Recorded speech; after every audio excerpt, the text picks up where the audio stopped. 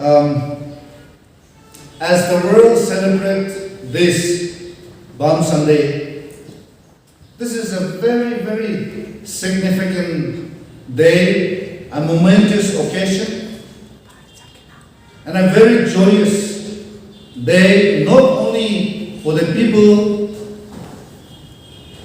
of those days when Jesus was on this earth, but throughout the history, Christian history, till today, the world celebrates this Palm Sunday. And we, as a fellowship, as a God-chosen people, today we could come together in this manner to celebrate this Palm Sunday. And I could not stop praying in my heart, thanking the Lord for all of you and for this fellowship. And I always pray that the life and the ministry of Arunachal Christian Fellowship will grow stronger and will grow strength to strength. That is always my prayer. In order to save our time, I will not be reading the whole text passage because it is verse 1 till verse 13. It's long, a lengthy passage. So instead of reading out, I will narrate the sequence, the events that took place. And let us remember this was the last journey of Jesus Christ on this earth. Now, Jesus and his disciples were going towards Jerusalem. So before reaching Jerusalem, they came into a place called Bethphage. And in this place, Jesus sent two of his disciples. He told them, you go there in the nearby, there is one village nearby. And you go there, and if you go, you will find a donkey tied on a pole. Untie it and bring it to me. And he also told them, if anyone see you and say anything to you, tell them the Lord needs it. And so they brought the donkey to Jesus. And Jesus sat on this donkey and he rode and entered the city of Jerusalem. Let us remember, all of us as a tribal community, in our villages back at home, we have village welcome gate, right? And we also have city, anywhere you go, in a new city, new towns, there will be welcome gate before you enter into the city. So likewise, in Jerusalem, as soon as Jesus reached the city, people gathered there in the city gate, and everyone, the city was stirred up. And people there were shouting, Hosanna, Hosanna in the highest, welcoming Jesus. And some of them, they took off their clothes and they spread on the road. Some of them got palm branches and laid on the road, and Jesus walked on those things. And he entered into the city of Jerusalem. Now what did he do in the city of Jerusalem? He visited the temple. He visited the temple, and what did he saw? What did he see? He saw people there inside the temple exchanging money and doing all kinds of business. And here, Jesus was very, very angry. And he told them, don't you not know that my house shall be called a house of prayer? But you people making this a den of robbers. And this is the only day that Jesus was angry. You read it throughout the whole Bible, you will not find any point of time where Jesus was angry. But here, Jesus was angry. He was not angry for a wrong thing, but he was angry for right cause. So that is the whole sequence that took place. And from today onwards, this whole week is considered as Passion Week, Holy Week. And this Holy Week continued till Friday, Good Friday, crucified, and then he rose again on Sunday. My dear friends, as I was preparing prayerfully this message, something I was questioning so many things. And if Jesus knew everything ahead of time, what is going to happen, what is coming ahead of him, but then, why, if he knows everything, why did he go there? He knows that he will be arrested, he knows that he is going to be crucified, but still then why did Jesus choose to go and visit the city? One, he went there to fulfill the prophecy. 500, 600, 700 years back, the prophets used by God has already prophesied that the king, the Messiah, will be coming, riding on a donkey. And in order to fulfill this one, Jesus had to go enter into the city of Jerusalem. One.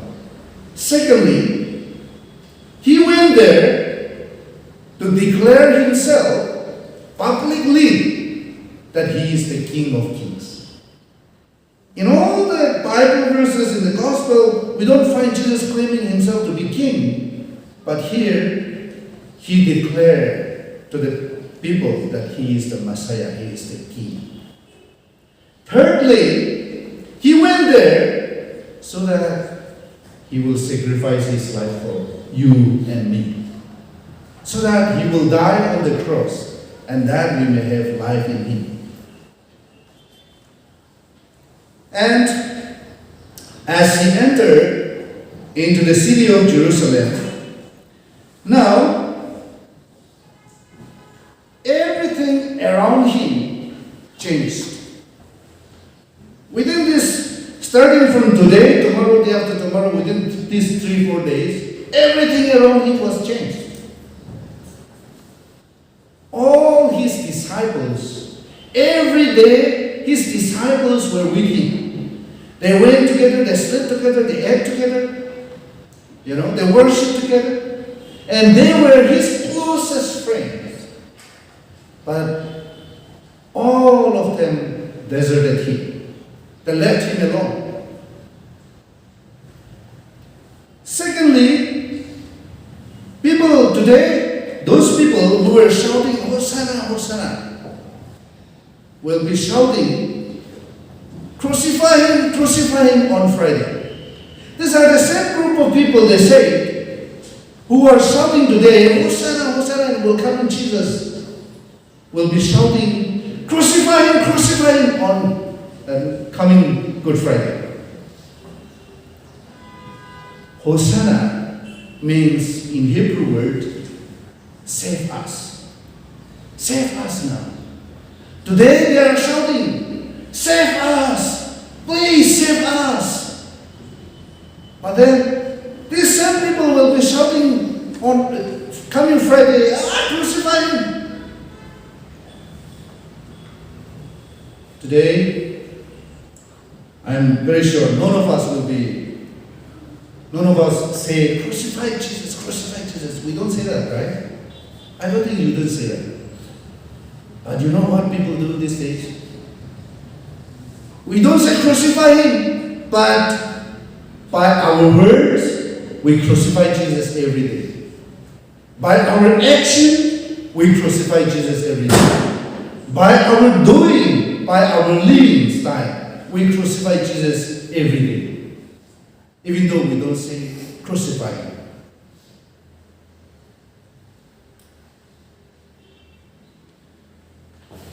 Even these people, wherever Jesus went, hundreds and thousands of people follow him every time. You know why they go to Jesus? They follow him wherever Jesus went. So many people will follow him always. They go to Jesus for healing. They went to Jesus in search of Jesus so that they will be blessed, so that their eyes will be opened, so that they will be able to walk, so that their sickness will be healed, so as their spiritual sickness will be healed by Jesus. But when Jesus was arrested, persecuted, punished, rejected, none of these people were standing even close to him in this Passion Week. That was the emotional, heartbreaking Jesus went through. Not only physical, but can you imagine your closest friend in times of your difficulties leave you alone? When you are so down morally and spiritually, sometimes even financially, you need help, you need moral support, but even your closest friends leave you alone. How will you feel? That was exactly what Jesus went through. So, let us remember the donkey. Because Jesus sent two of his disciples to the nearby village and told them to untie the donkey and bring it to him. And one word he said, if anyone asks you anything, tell them the Lord needs it.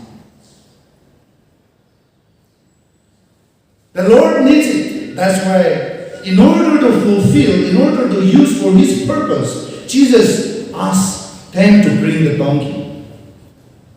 And even that animal was used by our Lord Jesus Christ. What about us? Today, the Lord is needing your time. Today, the Lord is needing your contributions. So that through your contributions, through your time, through the talent that God has given to you, He is needing those talents so that He will use for His glory and for the extension of His kingdom. We all must come here in this fellowship and do whatever we can to contribute so that our talent will be used to glorify God for the purpose of Christ. So that your time will be spent here for Christ's sake. So that little contribution money, whatever you have, you bring it and that will be used for the extension of God's glory and His kingdom. Can we do that? I know most of us are young people here, students. God has given you so much. Talent, singing, even prayer, whatever you can do. Today God is asking us, I need that one thing from you. Bring it to me and let me use for God's glory. Can you bring that talent to Christ today? And God is needing it. Likewise, He said to them, bring it to me. And if anyone asks you, tell them the Lord needs it. God is needing you today for His glory and His ministry. The donkey, now today, he carried Jesus on his back. And it seems I read a story. Tomorrow, he met one of his friends, another donkey. And both of them were discussing in their language. And it seems the donkey who carried Jesus today, he narrated to his other friend, donkey, saying, yesterday, I went to the city of Jerusalem and all the people out there were screaming and shouting. I was so famous and popular. They recognized me, they respected me, they loved me. But today, nobody is recognizing me. And the other donkey smiled and told him, my friend, that is what exactly we are. Yesterday, you were carrying Jesus on your back. That's why people recognize you. But today, you are alone. Jesus is not on your back. That's why nobody is recognizing you. Same thing with us. Today, if Jesus is not with us, we are nothing. The Bible also says in the Gospel of John chapter 15:5, apart from me you can do nothing. Jesus said, apart from me you can do nothing. And Paul also said in another Bible verse, it says, I can do all things through Christ who strengthens me. You can do everything. But without Christ, we are empty. Without Christ, we are nothing. We are zero. That's what these two donkeys were, talking in their own language. My dear friends, as I've narrated, Jesus visited the temple in the city of Jerusalem. And what did he saw? People were there exchanging money, doing all kinds of business within the church. And he was angry. And he said, "Don't you not know that my house shall be called a house of prayer?" Today, we don't do business, we don't exchange money, literally, okay? We literally don't exchange money within the church. We don't do business within the church. But we do a lot of things. That is, we bring the politics inside the church. Right? We don't do business, but we do politics in the church. We don't do business, we don't exchange money inside the church. But what we do, we bring all the denominational spirit. He is a revivalist, I am Baptist, he is Catholic, all that. Denominations will not take us to heaven. Today we don't exchange money. But we play a lot of things inside within the church. It's an unhealthy kind of thing happening in my tribe association back at home. The association is already divided into two. You know what? According to my observation, it's nothing else but only for leadership. He wanted to lead, somebody wanted to take over. Another thing is, those, your clan, my clan, right? Your tribe, my tribe. Your association, my association. This is really hurting the ministry, the extension and expansion of God's kingdom. As I said, Jesus was not happy what was happening inside within the temple. And today, we don't do business, but then we are hurting Jesus. We are letting Jesus be angry every day because we bring the politics inside the church. We bring all the denominational spirit inside the church. We bring all kinds of tribalism inside the church. And that is not the spirit God is calling us to. And tomorrow, my brothers and my friends, tomorrow or in the near future, if anyone comes to you, come this side, we are doing better. Let's go there, No. Sheep stealing is happening everywhere. Sheep stealing, sheep stealing is a theological term. I snatch away the members of this fellowship and bring it into my church to make him or her to be a church member in my church member. You come and steal away my members. That is called sheep stealing. Everywhere it's happening.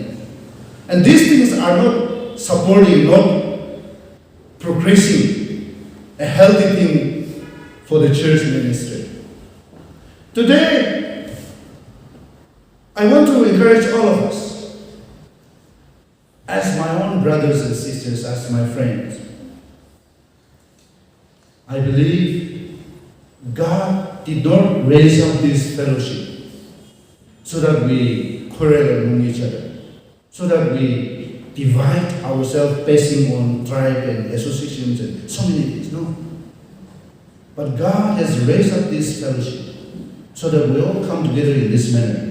And without any disturbances from outside, no matter you are black, white, or whatever, or you are Catholic or Presbyterian or whatever, come together. Just be yourself and glorify and worship the Lord. And I deep down in my heart, with prayer today, I'm telling you, God call out this fellowship for people like you, so that you come here and you support the church, contribute it, and take this fellowship for another level. And that's how God's kingdom will be increased and expanded through you, through your contributions. And that Jesus was angry and following these things. Now he was arrested. Now he was crucified, insulted, rejected, shamed, and he was crucified on Friday. But then, no other gods or goddesses died and rose again, but only Jesus Christ died and rose again. That we celebrate on this coming Sunday, Easter Sunday.